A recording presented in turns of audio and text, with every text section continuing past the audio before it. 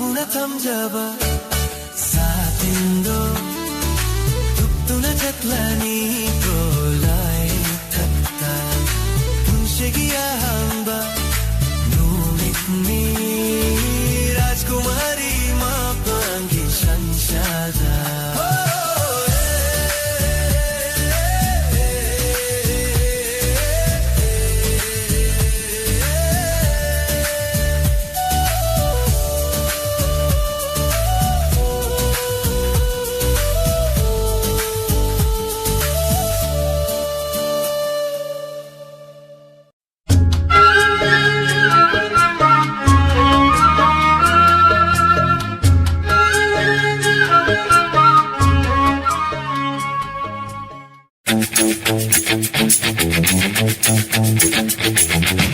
Channel asina mayambu amukka suhana taramna ukchari.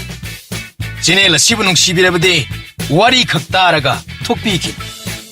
Adom madongi mamal yamlabu kubi sing aduna subscribe amadi notification bell icon adada git launa amuktang nambira.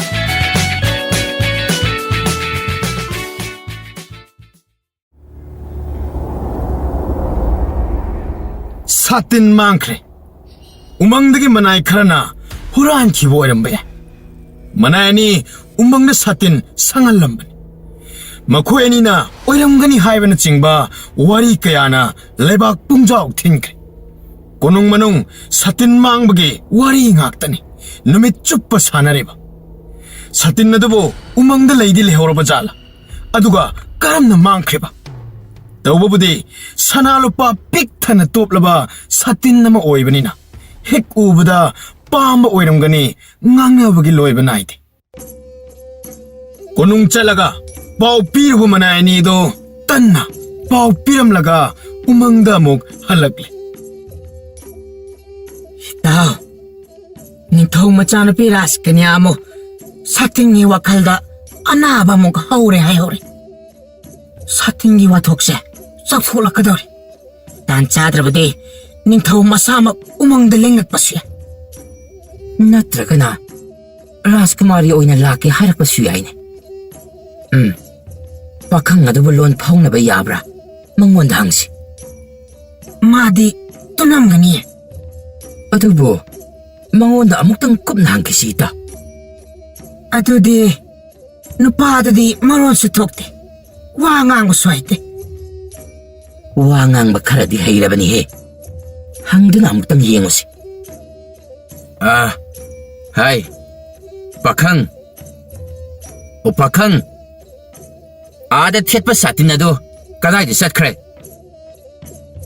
pakhang adu tawraga mangak haire satin thinabada umang adu phanayamna sengdokle asongba mafamsing thiduna yanthat khotatpada punghang hangle satin thibana thiba pakhang adubo wangang thoknaba honaba sunglep lepte hoje satin nasi nuksina humkibra kanagumna lokthokibra haiba khangmangam labade satil lado thidrabasu yarban adu ningthaugi yathang ngaktaba yadabanina umang aduda thom thaktuna sabaga tumbaga phanadum nungaire ningthaugi manai singadu satin adu thiba yaba thire thiba phangde kanana lobun haibasu khangmangamdre haina sagol tongu manai aduna konungda laktuna pawpire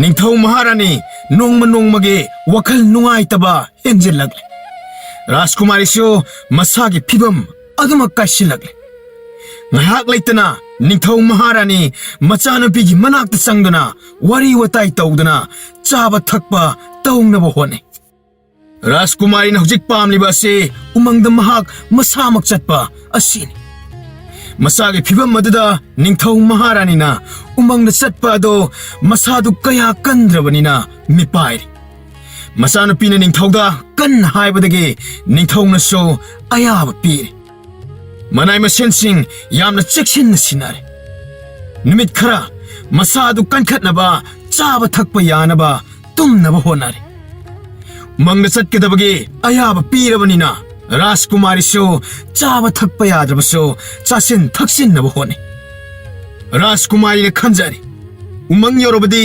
सतिल्लदगी वारी वाखोंग सोयदना खंगनी राजकुमारी अमुक सतिन थीनबगीदमक उमंग चटलनी हाइबगी पाउकसु मिपुम लोइना तानारे लेबाक प्रजासिंगना हाइनारी सतिन नदो पाखंग अदुना पीररुई हाइना लोसिनबनी मासुमीनी सना लुपा पामदबा हौनदेने मधुगी पाखंग अदुबु ngaubro सतिन अदुबु निंगथौदा खतबदी Ningthou मचानुपी अदुसु माना दम फंगदबनी अदुगा मना मथुमसु चाउनु फंगदौरिबनी नुपादा मपान योलक्तबा सा मयाम मरक्ता चारक्पा ओइरा मालेदा मिरोन थोक्तेसु हाइने मना पंगे कासु हाइनेदा ताइबंग मीना पोकपा नत्ता मानिदमा सा मखन अमना पोकपा सोइदना ओइरंगनीने मधु नत्रगबु मिरोन नांगदबनीने मा अदुदे करम साना पोक्तेबा सादगी मसारा काइगी मसारा सगोलगी मसारा सिन नत्तेने नखोइना मथोंग मरम अमता खंगदना पंगांगदा ngangnari मीबु साना पोकपा याब्रो पोकपा तारबसु योंगनु पोकपा ओइगदौरिबनीने अदुदे पाखंग अदु मतु चोमरा योंग मानब्रा मदुदी येंगलगा खंगनी पोइबु ममा मपागा सक्तम खरदी मसादुदा ममी तागनीदा सा मखल अमना मी ओइना पोकपा तारबदी योंगदी मीगा चप मानै हाइनरिबनी इपुना हाइबसे चुंगनी योंगसी मखोंग मखुत मसा मखुत ममाय मीगा चप मानै मागी हाइबु उ काबा चोंग फनबा ममै पालिब अदु मंगारे हेरा मीसु उकाबा है मतु यामना चुमसु लेना ममै ओइना पांद्रबसु यामना तेना मथुन पानबा याउनरिबनीने माने माने योंगना पोकपा सोइदना ओइगनीमा योंगी वारीना मपुंग ओइना सानरमबदगी राजकुमारी योंगी मचानुपा अमना लुहोंगदुना लौगदोरे हाइना वारी मखा समथाखरे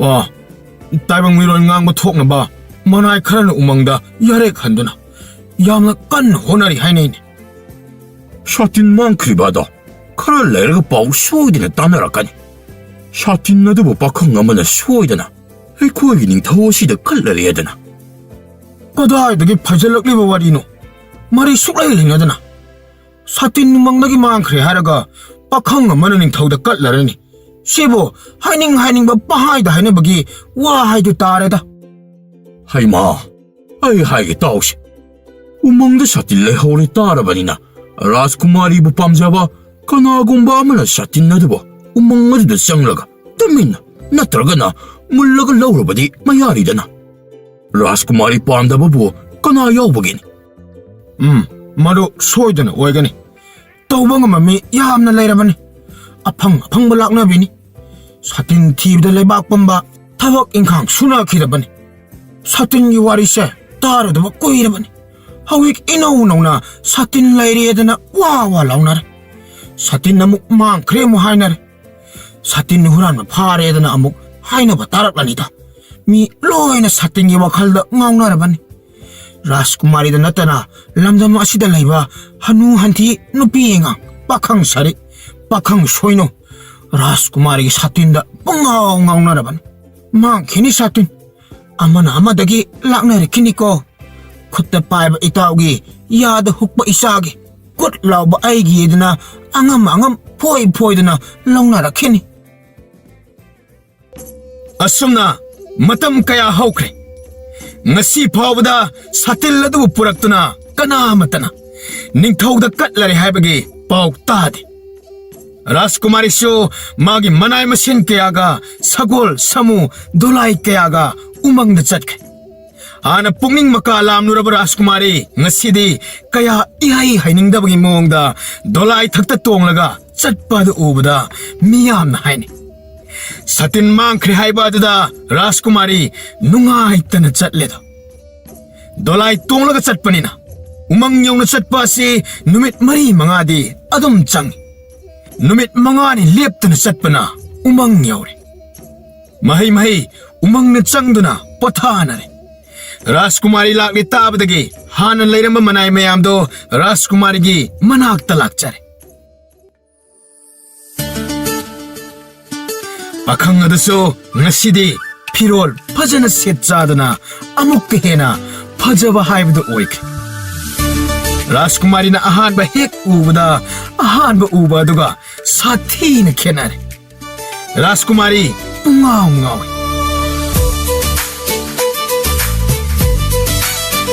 मरोल थोक्लब्रा वारी सानब यारब्रा सनाय बेमा फनयामना खंगले वारी वताई साब कया मपुंग फानदे सानबा हैत्रे मतत मतत ओइना बाप तहनबदि ngamle मजाई बेमा शातिन नदु असिदा येतुना लैबादो लेरमदे मसिबु करम तौरिबनो मजाई बेमा ओइखोइसु हाइबम तबोंग अमत खंगद्रे फरे आई हंगे पाखंग दु गौरो बखंग अदु राजकुमारी की मनाक्ता नक्न पुसिंदना फमल्ले नंगी पोथाफंगी मथक्ता उसा अमदा येतुना लेबा सातिंदो कनाना लौख्रे मंगक हाय खंगदे हायना ngangthokpa ngamdrabaso hangliwo hangi maronde khangba mal नंगना दि लौथोक्ब्रा सातिन अदु मांगबा याबा नते laude ude राजकुमारी दो हरावना तू chung फसना मरुन ngangnaba yaredana सोइदना एगी सातिन गी लिखुन खंगलगनी नंग चाक जाबा हिब्रो hai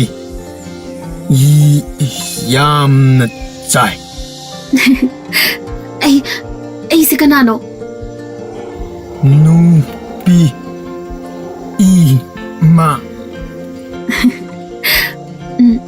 सातिन कनाना लौखी हाइबदो सामयाम दा हंगो मखोय उहोबु यावरमगनी सागी Marol खंगबा नत्रा mangak nome phuk hogatna mai non khatna sagi maronda hauna koilai leiduna chikcha pet chalu thalu nubi haiduna law samaya madu chinsilaktuna magi marolda khumlai khangde ude haina pakhang aduna koilai leiduna yeng yong ude yong makai law haina pakhang aduna kaw yong makai mari changlai मागी हिपली बादुगी मथक्ता खनबा सातिनदो कनाना पुई कनाना लौथोई उब्रा हाइना हंग यंगजा ओमा तपना चंगले अदुगा हाइरे नुपानी लागलंबा अदुना लौथोक्तुना पुख्रे हाइना पाखंग मखुट अनि थिंदना खुद सानी थिंदोक्तुना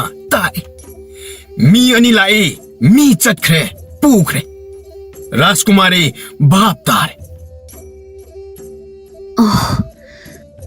उमंगद लेहौबा मनाई अनीदुना पुरमलगनी माबुक सेंगदबा कलक चावबा अनीदो पाबुंगदा हाइरगा थिप तौहनगे खंगनीदो नखोई तारिब्रा नखोई नुपा असिबु मतम चंगना मिरोल ngang ngamnaba hotnabibagi hayeng konungda halaklaga mana mathum chahawna pigani hauzik mahak phanayamna ngangle matam khara changjarabasu mahak soidana wari watai sanaba yarani मजाय बेमा सातिनगी वाफम दे सातिन मांगखिबदो खंगलनी ngasimak konungda handaba yadre मनाई सिंह अदो पुंगक नै राजकुमारी ने पखंग अदुदा वहाई खरा हाइनबा दो मी अतैदि थापना लेबनिना ताहौद्रे थुंगलबगा हलसी हाइबदु ताबदा मनाई सिंह पुंगक नै राजकुमारी कोनुंगदा हलसे उमंगदा पल्लरोय हाइरे हाइदुना महै महै हाइरा लै हेक पयाव नंगहौनबा होनारे राजकुमारी ने पखंग अदुदा चटलगे हाइना हाइबा दो पखंग अदुना हाइना नोफेट तौरगा खुम्मे राजकुमारी मनाई सिंगा कोनुंगदा हन्नबा खोंसानखे सोमदा मनाई निसु मिहुन चेंगा चेंगुमनरे राजकुमारी सतिन थीनबा उमंग चटखे ताबदा Manaini satin na do numidang ating bada. Satin na do lokat na ba honare. Satin na do kabak cham laga unawa na pigtan na layba mongsong marakta lochil. Matang ginamita sana lupa kaithok na ba wa kanare. Tabak adu tau bada kana sukhang manate. Adu pugning layta bade sungam ngamde. Karamba konsang da chatlaga karamba senjao pai da chatlaga sana lupa adu kairaga sel onthokani madu khanbada amuk gyan mamle. Konung ka adab suyadaba. Karama matamda makhoi ni pullaga tabak adu tawwadaba khanbada amuk kahena matha sare. Punung manung da so makhoi ani punna leminaba so tanja heksa dabana numit nini humni haujinkre. Rajkumari umangdagi yamna thuna halakpagi pauksu tare. Mana ani do leifam khangdre. Karigino handak Rajkumari na tanan halak ibase. Satin na sibuk kanana taktana karam na khangiba. Akoy na satin lagtaba matam madada pakhang adade yamna kanna tumle. Kana su khang balay ba natte. Akoy na huran bu oybagi puk mangjabani. Huran makok taw hawre do hik thue. Huren Rajkumari na halak laga akoy ni bokari hay gadawriba. Kari khung gadawriba. Akoy ni pakhum manadrabadi lain huran ba phaki gani ko ita. Asumna mana ani do amuktang wakal chungsin na ba pakhum pibada chap manana ba wakal tawre. Akoy na umangdagi halakpadade satin na do lehui lehogdi hayba kaya mo nengsilamdre. Satin na do adum leramgani kanana lawrani. Nung lay nung sitaga humdokibo oirabadi khangdi edana pakhum khumna sikoy tao.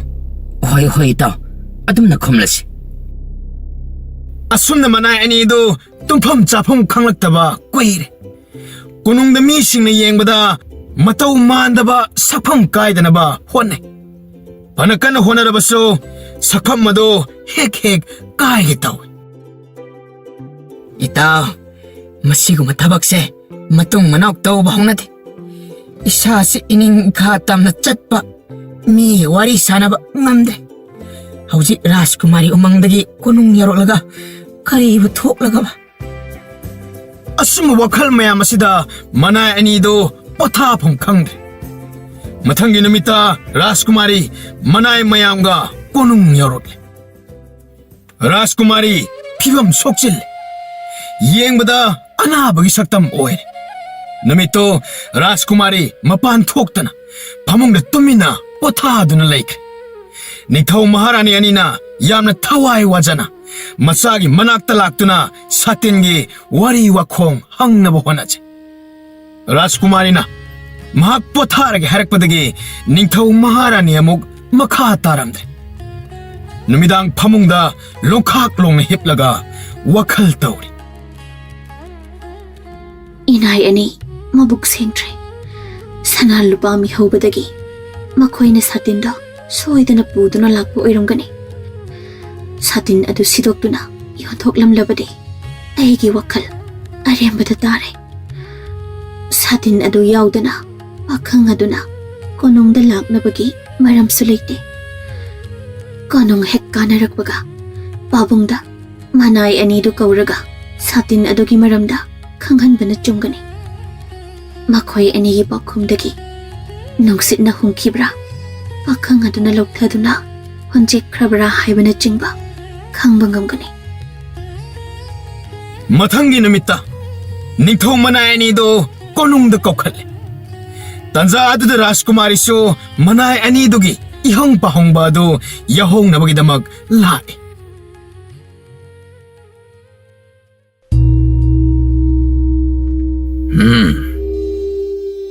Nakoy ani umangda lehoba inay ani dinatra. Mani ninto kari takpiyadaba. Nakoy ani na umangda lerakpasi namit kaya ni no. Ininto numit nipani romdani. Adudi umang manung aduda lairiba satin na do kanana lauki. Ininto nana ai khoi di khangja de do Nakhoi anibu umangda Rajkumari na lehalibado. Satin na dubu siya na bani. Sang na bani. Natra. Aduga, satin na dubu siya na dadana. Umang manong wadada kujat-jat na. Hay lay hekto na sabaga tumbaga. Tawdo na kaido bagilay di ba na? ining thau nana ai khoi di satin na do sina na bagi damag umang da lehui hai bani su khangja de Rajkumari na manani umang sida lehoro matam khara hai ba da lehau jaban atopa manai mem lak laba matong da ai khoi ni halak lo hai dana konung da muk hanjarak li ba sini ning thau Nakhoi anina umangdagi halakpa namito. Satindu leheuri banatra. mado thoidok pa khangja de ai khoi satil la dagi wakhal itau tawro de pakhang aduga matam punamak sokta thana de sare tumle pakhang aduga adamak loina je Satindo. Nakhoi ani nong mata phauba nakhuna so uba pairuba leite. asyang bani satil la du pai badi lai dana satil la du thawai namaki mitsina phau yenkhat lo de Adudi, satil na dubu pakhang aduna. Marak talok ta aduna. Tupak kwat pasu tawde. tau de ning thau satil na do pakhang swai khoi su nong bata so uba leite ai khoi na tau bhai babo pakhang aduga wari saba haina ba tak pa khot pa madu khaktang tau jabani ning thau Satil na da. Mangpam sada na mang. Nakhoi ani puksiya siyang na. Manay masya mayam awaba pida na. Satin gilikul na da. Kang bapamban. nana ai khoi ni di taseng na khangja de ning thau ai khoi na nong mata so satin gi wakhal tawro de Rajkumari na manai ani leho ai khoi da takpi ba da Rajkumari gi athang ngakcha ba khaktan ining thau na chingna bi bagera nana ai khoi ni bo kawi ba se Jingna da ba. Mang kriba satin na se. Masibu tiba da nakhoi giso. Hak layri ba nini. Nakhoi, ning thau ay inay ngaktan. Madugi sumatakta. Umang chat pada yauro riba. Adugo matam kara nakhoi ani. Umang dali hawa misak way ba na. Satin na dugi kanglon kara di. Kangpam to ihay da na. Nakhoi ani bu kauraga. Ay na hangli ba ni. Ning thau ay wanda waro puro ba yadi ko nakhoi ani. Pare. Chacharo. Ay, inay kara amok umang da taraga. Ipaw low hai ba dani. ining thau khurum jari nana ai khoi mo chachara ge Ngaiko. Nakhoi satpa yadri. Aigi wa targa nakhoi satpa yagani. Babung na ihang pahong basu ay tare. Nakhoi gi pakhumdagi ay su khangle. Nakhoi ani satin gi maramda kaya mun na khanghaudre. Umangdagi halaklamdai dasu satin adu lehaudi haiba khanglaktre. Umangdagi halaklamdai dasu satin adu lehaudi haiba khanglaktre. Nawang mata satin do nakhuna sokluba hairuba sulaite. Hare. Nakhoi anina thamoi sengna haibadu tabada aisu angakpa amadi pui. Rajkumari gi akon magi wahai da tabda manai ani do mihun khangchong chongkhat. Ningthau di wahai do mamut ta na tahawde. Thamoi sengba adada machana pina nungai ba poi hai khibugumdi hai petta. Namit humnegi manung da haibadi. Mari suba namita satin adu leire haibagi pa. Umang da leiki ba manai singdagi taba phangdrabadi. Nakhoi ani leibak asida leiba yarai. Mase yamna yanglaba dandini. Sibagi dandi phawbadi pirarai. Machanupi wadu tabada ningthau di ngakpana loikre. Manai ni do mamai imak makshinki. sanai bema takpi basibo ai khoi ani na satin na sibo loksin bagi wow in lobirabra ining thau sanai bema se wa khalla mata orba male ai khoi bo lana lawrba male Lana lawba nate. Jamna lawri bani. Hek soibada. Leibak asigi wangmada kudak da satkadabani. Yare, chalo.